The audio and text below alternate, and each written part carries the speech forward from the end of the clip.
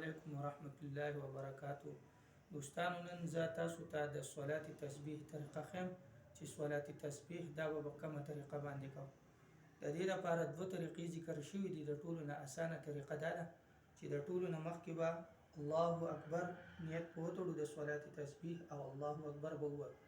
الله اکبر نه پس سبحانك اللهم وبحمدك وتبارك اسمك وتعالى جدك ولا اله غيرك د دې ځګي پوری چې کله وای د دینه بعد به 15 پیری سبحان الله والحمد لله ولا اله الا الله والله اکبر دا تسبیحات چې دي دا به 15 پیری وای.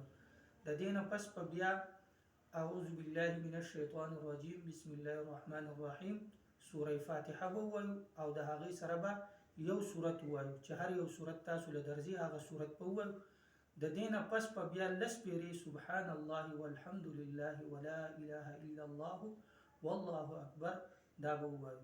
د دینه بعد به بیا د رکوع لپاره تکبیر وکړو الله اکبر، رکوع وکړو سبحان ربي العظیم سبحان ربي العظیم سبحان ربي العظیم.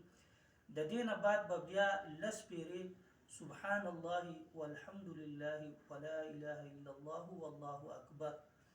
بیا به دا لس پیری چې وایو د دینه پس په بیا سمع الله لمن حمده دا به وایو. د دینه بعد ربنا لك الحمد او د دینه پس چې بیا لس پیری سبحان الله والحمد لله ولا اله الا الله والله اکبر دا تسبیحات په لس پیری وایو. د دینه پس په بیا د سجدې لپاره الله اکبر تکبیر وکړو سبحان ربي الاعلى سبحان ربي الاعلى سبحان ربي الاعلى. د دینه بعد په سجده کې لس پیری دا تسبیحات وایو سبحان الله والحمد لله ولا اله الا الله والله اکبر.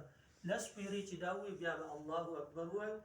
بیا به په دې کې سبحان الله د سجدې نه د پاسېدو نه پس سبحان الله والحمد لله ولا اله الا الله والله اکبر دا تسبیحات په لس پیری بیا وایو.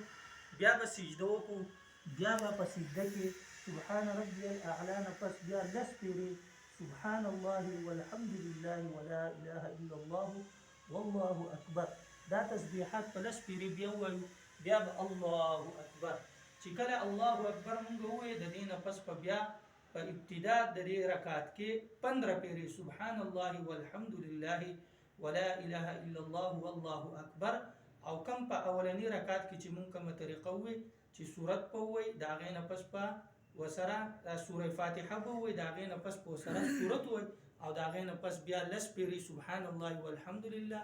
په اولنی رکعت کې چې کومه طریقه مونږ وکړه په هغه طریقه باندې په هر رکعت کې دا 75 پیری راځي او دا 300 مرتبه راځي.